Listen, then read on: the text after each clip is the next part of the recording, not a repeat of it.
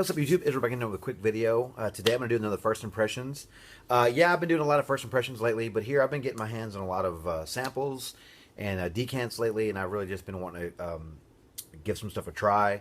I actually gave a try the other day that were from the House of Chemi. The Luna and Hyatt. I wasn't a big fan of those. But part of me wanted to try those because they were so expensive. I think 100 ml was like $3.90 for a 100 ml bottle, and they weren't even that great. So, usually I'm pretty curious when it comes to these expensive fragrances, like what's in them, what makes them so expensive, what makes them so sought after, and stuff like that. Because a lot of the times you're not going to see these really expensive ones. At least I don't, where I live. Like testers of them just to test. This is like a sample set that they have from the 1717 collection from Xerjoff. And so I guess the 1717 collection comes with 6, I believe, at least in this little case, there's 6 of them. There's one called Ohm, L, Richwood, XXY, Iris, and Damarose. And the one that I'm going to do today is Richwood.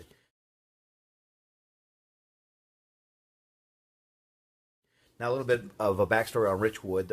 I've been hearing a lot about this one just because apparently it's so expensive. A 100 ml bottle of this stuff on Lucky Scent costs $645. That's expensive. That's about $6 a mil, I think. So I was really intrigued by this. Like, what makes it so expensive? And there's a huge backstory, I'm sure. But apparently what I hear is that there's Mysore sandalwood is in it, and they use a lot of it, and it's really expensive to use that particular ingredient. I don't know if I've ever smelled Mysore sandalwood. I know that I've smelled sandalwood. I do like that note in fragrances. Not all fragrances, but some of them.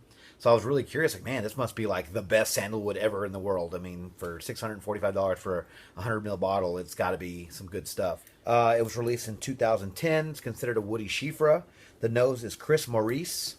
So it comes in this cool deal here. The front there, the XJ, like you guys always see. So I'm going to go ahead and show you the bottle. Here's this cool box that it comes in. Might be able to reuse this. Pretty cool. Put some stuff in here. It has the magnetic cap on there. Came with the other 5 in here, but he just sent me the box. That way I know it's protected. Has a description on the inside of each one, if you guys can see that. So the top notes, we have bergamot, grapefruit, tangerine. The mid notes, we have damask rose and black currant. And the base, we have patchouli, sandalwood, Mysore sandalwood, ladamum, vanilla, and musk. It's like $3 a spray there. Okay. Definitely getting that rose. It smells very mature. It's creamy. Getting a little bit of the vanilla. It's getting medicinal. Very medicinal. Almost smells a little bit like something in it's making me think of Musk Ravageur. Not sure what notes. I don't know how many notes this shares with Musk Ravageur, but it's got that medicinal opening. There's definitely, you can get all the citruses, the bergamot, the grapefruit, and the tangerine. So I'm getting that old book smell that I got from Guerlain's Habit Rouge. If you guys go back and watch that video that I did a couple of years ago, I talk about that. I also get kind of the same smell from Bull's Blood by Imaginary Authors. But yeah, I get a lot of rose in this. And I'm not like, the sandalwood that I've tried in the past has smelled a little different, or it's been like with other ingredients. So I can't, I'm sure it's in here, but really all I'm getting right now is a really strong rose and those, the top notes of the grapefruit. Very medicinal. I'm getting the patchouli. Yeah. I'm assuming this is going to get better after a while, but right now, man, this is really expensive stuff, and I would have to pass on it, honestly. To me, this smells right down the middle of unisex. The rose is lending it to maybe the more feminine side. This smells like old lady, like old woman. I mean, rose is not that's one of my least favorite notes, so I'm sort of giving this one a hard time. But yeah, I don't understand the hype on this one. I mean, you have to really like rose and like a medicinal opening. But this one almost has like some C notes in it. Like, I know they're not in here. I'm picking up. So that seaweed note that I picked up on, It reminds me of another fragrance called Aria de Mar from Tu Parfumo, and I think that's the name of the house. Now, this isn't supposed to smell like that, not at all, but that's where I picked up that same medicinal, kind of off-putting seaweed note, which is kind of funny that it's in this one because I don't think that it's supposed to smell like that. But that's what it just reminds me of. But man, this is like, has to be an acquired taste.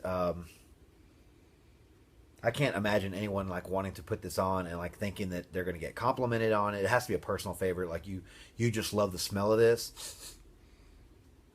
Yeah, I mean, I like that Aria de Mar. Personally, I liked it because it did smell like the sea, but that was personally for me. Like I put the stuff on knowing that no one was gonna like it. Like I wasn't expecting to get compliments. I just liked the way it smelled. I can only imagine that's what this one's like too. Definitely to me, this is not worth full bottle.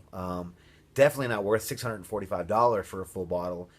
You have to just be a complete fragrance lover, and you want something from every area to be covered. And this would be this is definitely niche. I'll tell you that. This is definitely a niche fragrance. Not for everybody. Not for me.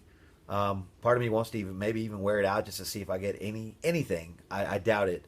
It's definitely strong. It's starting to turn a little bit now. It's getting a little musky.